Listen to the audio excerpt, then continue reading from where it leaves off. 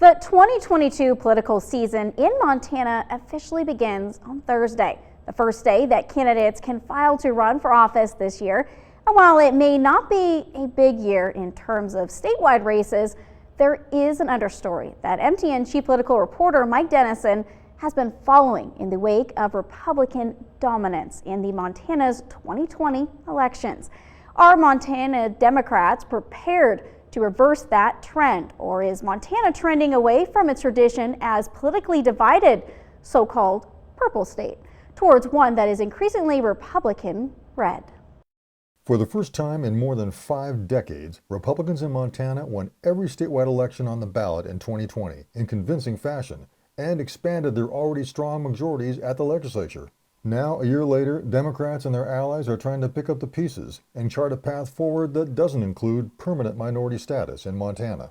One theme is heard often: they can't give up on rural Montana or other areas where they've been losing ground, or just losing big time. If the Democrats think that the only strategy is to basically hang out in urban areas and run up the numbers there, then yeah, it's going to be moving towards an Idaho or Wyoming, because that's not a winning strategy. If they need a 56 county strategy. Zach Brown is a Democratic county commissioner in Gallatin County. He won the formerly Republican-held seat in 2020 and says he did it by appealing to moderates and conservatives on issues like jobs and the economy. And that's just how I'm wired as a person. And so that bleeds into my campaign strategy and my politics, which is trying to talk to the people that aren't already kind of with you and build solutions from there. Brown, like Parker, also says Democrats still need a presence even in places where they know they're going to lose, so they don't lose as badly and thus have better statewide numbers. In rural counties, we just have to get over this idea that we're not going to win, so we don't need to show up there.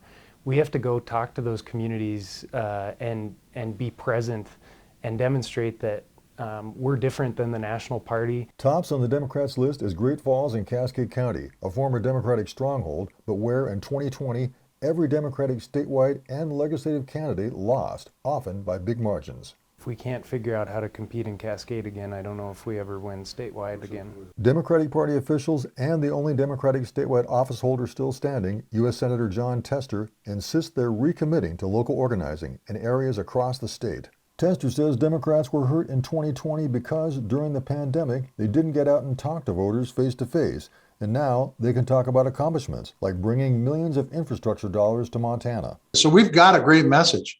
It's just a matter of going out and talking to the folks on their turf about what you see and what you want to have happen in the state of Montana.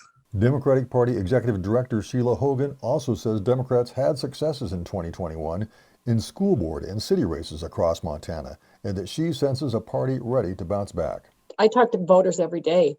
People are energized and they're ready to go. Yet Parker, the MSU political scientist, says he'd be surprised if Democrats can turn things around on a dime in Montana. I'm not sure they can right the ship in 2022. I mean, there's a midterm election. Midterms usually do bad things for the party in power nationally. I'm not even sure if this is 2024 fix. It could be as far as 2026 or 2028.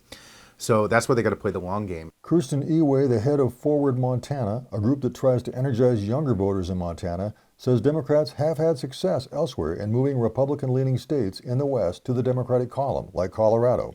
But she says it takes more than just showing up at election time, and that political organizing is in a constant state of flux, making it difficult to know precisely what works. What we knew to be true might not be true anymore in terms of how to run a campaign or how to win, how to connect with people, what messages resonate. We're just in a different world, so honestly, I don't know if anybody knows like what happened and how we can move forward. There's a lot of guesses, there's a lot of soul searching. 2020 was an outlier in Montana for voter turnout, with record high numbers because of an all-mail ballot that won't be repeated this year.